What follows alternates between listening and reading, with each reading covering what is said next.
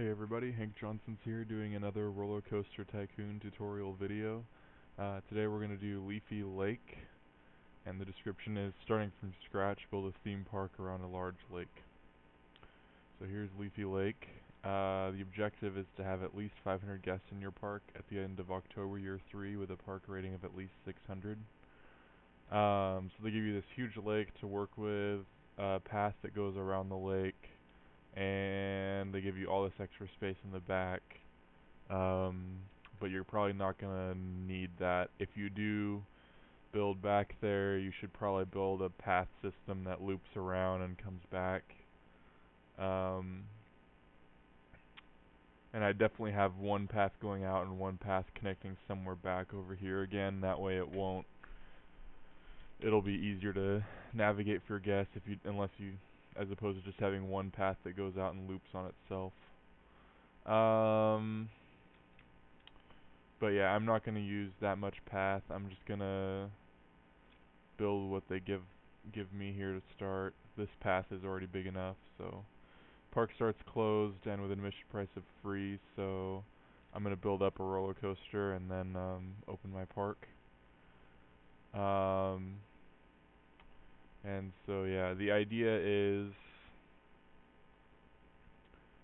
start with a good attraction that's going to get people into your park and then kind of build up as you go from there. So I made the station platform as long as I could, and that'll maximize the number of people that can go on my ride. We'll take it up to a height of 16, and then I'll turn the corner, go down a bunch of tracks.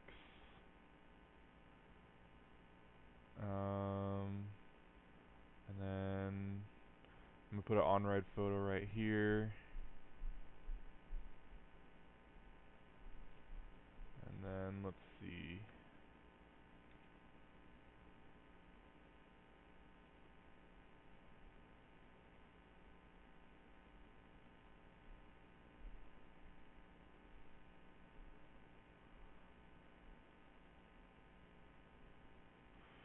Yeah. One way to get the excitement rating up for your ride is just have a lot of drops and rises again. That's one good way to do it. And I try to not make my drops steep.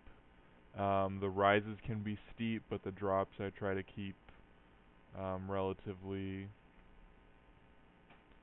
Ooh, I'm gonna have to do that.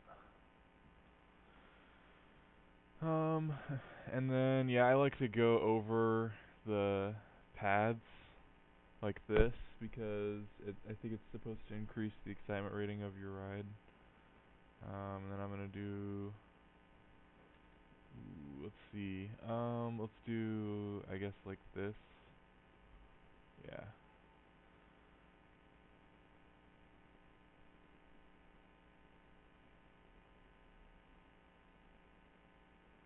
And then I'm gonna hit the brakes right here, down to 9. And then I'm gonna go straight, and then turn, and then hit the brakes again, and then go straight for a few more, and then hit the brakes again. And that way, with lots of brakes in there, hopefully that will keep it from being too intense. So this is a relatively short roller coaster. I'm just gonna put the instant exit so I can test and see what kind of ratings I get before I go too crazy. I spent about $6,000 on that, so that's quite a big investment, and I want to get a pretty good rating before I, go off with this as, like my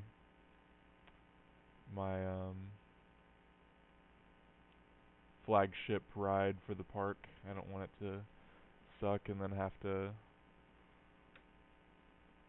yeah, work with that. So I think this is gonna get pretty decent ratings. One way to keep the nausea rating down and have a good excitement rating and everything is to have banked corners, because when it takes a corner banked instead of just a flat corner at a high speed, it won't get as high of a nausea rating, so that's always nice. And this seems to be doing just fine, so I don't think it's going too fast. It should get pretty decent ratings. We'll make the price $3 with a $2 on-ride photo, and then we'll do 10-minute inspections with a 30-second maximum wait time. That's kind of what I use for just about all rides that have a longer queue. Yeah, these are pretty good ratings, so I'm gonna go ahead and open it, and then quickly construct a path that goes to the entrance. I can't see what I'm doing. There we go. Ooh, actually, I'm gonna go this way.